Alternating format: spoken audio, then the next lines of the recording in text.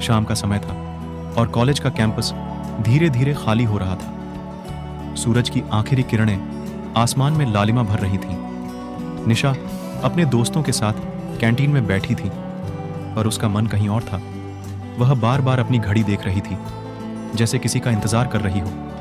निशा, जो अपने हंसमुख स्वभाव और पढ़ाई में उत्कृष्टता के लिए जानी जाती थी, आज कुछ उदास और चिंतित दिखाई दे रही थी। उसके दोस्तों ने भी उसके इस बदलाव को महसूस किया, पर किसी ने कुछ पूछा नहीं। उसी समय कॉलेज के गेट से एक लड़का अंदर आया।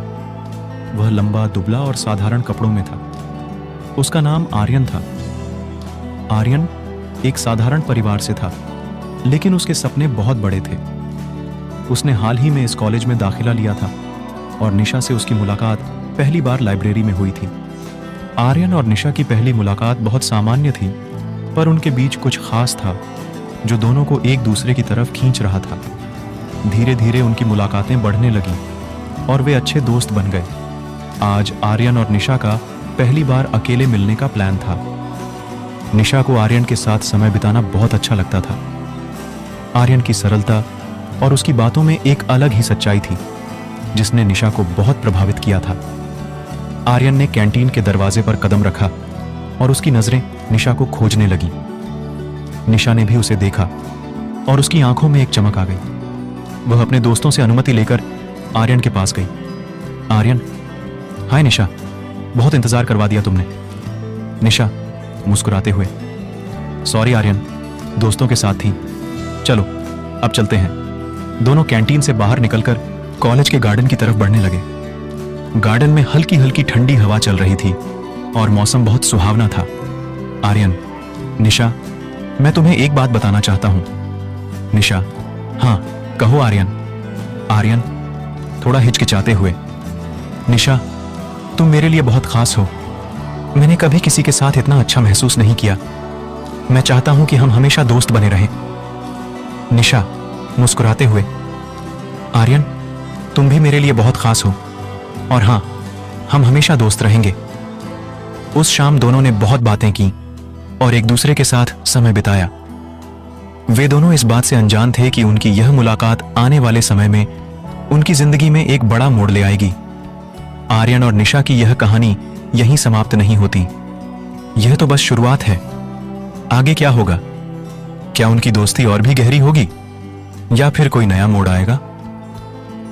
जानने के लिए बने रहें हमारे साथ इस अधूरी प्रेम कहानी के अगले भाग में। आर्यन और निशा की दोस्ती समय के साथ और गहरी होती गई। वे एक दूसरे के बिना अपनी जिंदगी की कल्पना भी नहीं कर सकते थे। कॉलेज में वे साथ साथ पढ़ाई करते, घूमते और ढेर सारी बातें करते। आर्यन के सादगी भरे स्वभाव और निशा की चुलबुली हंसी ने उनके रिश्ते को और मजबूत कर दिया था।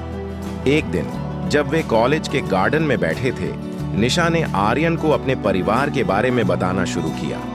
उसके परिवार में उसके माता पिता और एक छोटा भाई था। निशा के पिता का व्यवसाय बहुत बड़ा था और उनकी समाज में काफी प्रतिष्ठा थी। निशा ने यह भी बताया कि उसके माता पिता उसकी शादी को लेकर बहुत चिंतित रहते हैं और वे चाहते हैं कि उसका जीवन साथी भी उन्हीं के स्तर का हो। आर्यन ने चुपचाप सब सुना। उसके मन में एक अजीब सी घबराहट थी, पर उसने इसे जाहिर नहीं होने दिया। वह जानता था कि उसकी और निशा की दुनिया बहुत अलग थी।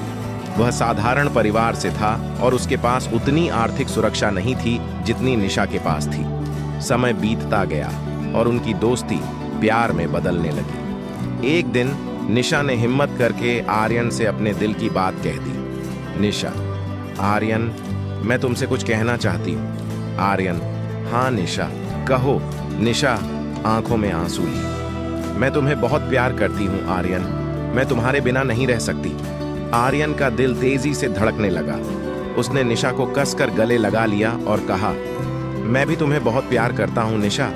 उनके प्यार का यह इजहार एक नई उम्मीद लेकर आया, लेकिन जल्द ही उनकी खुशी में बादल छा गए। निशा के माता पिता को उनके रिश्ते के बारे में पता चल गया। उन्होंने निशा पर बहुत दबाव डाला कि वह आर्यन से दूरी बना ले। निशा के पिता, निशा, तुम्हें समझना होगा कि यह तुम्हारे भविष्य का सवाल है।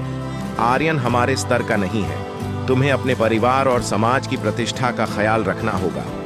निशा ने अपने माता पिता को बहुत समझाने की कोशिश की, पर वे नहीं माने। निशा रोते हुए, पापा, आर्यन बहुत अच्छा इंसान है, वह मुझे बहुत प्यार करता है, कृपया हमें एक मौका दें। पर निशा के पिता अडिग थे। उन्होंने आर्यन से मिलने का निर्णय लिया और उसे अपने ऑफिस में बुलाया। आर्यन, नमस्ते। अंकल, आप मुझसे मिलना चाहते थे? निशा के पिता, आर्यन, मैं सीधे मुद्दे पर आता हूँ। मुझे निशा और तुम्हारे बारे में सब पता है। मैं चाहता हूँ कि तुम निशा की जिंदगी से दूर हो जाओ। यह उसके भले के लिए है। आर्यन का दिल टूट गया। वह जानता था कि निशा के बिना वह अधूरा है, लेकिन वह निशा की खुशी के लिए कुछ भी करने को तैयार था। आर्यन नम आंखों से, अंकल, मैं निशा से बहुत प्यार करता हूँ, पर अगर उसकी खुशी इसमें है कि मैं उसकी जिंदगी से चला जाऊं, तो मैं यही करूंगा। आर्यन ने निशा को आखिरी बार मिलने के लिए बुलाया। गार्डन में दोनों बैठे थे, जहां वे हमेशा मिलते थे।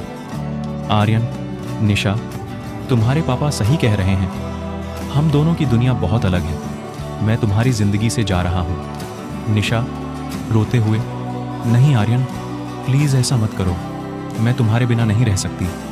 आर्यन ने निशा को गले लगाया और कहा, मैं तुम्हारे लिए हमेशा यहाँ हूँ निशा, पर हमें अलग होना ही होगा। उस दिन के बाद आर्यन ने कॉलेज छोड़ दिया और निशा की जिंदगी से हमेशा के लिए दूर चला गया। निशा का दिल टूट गया था और वह इस सदमे से कभी उबर नहीं पाई। आर्यन और निशा की यह कहानी अधूरी रह गई। उनका प्यार सच्चा था, पर किस्मत ने उन्हें अलग कर दिया। यह एक ऐसी अधूरी प्रेम कहानी थी जिसने उनके दिलों में हमेशा के लिए एक दर्दनाक याद छोड़ दी।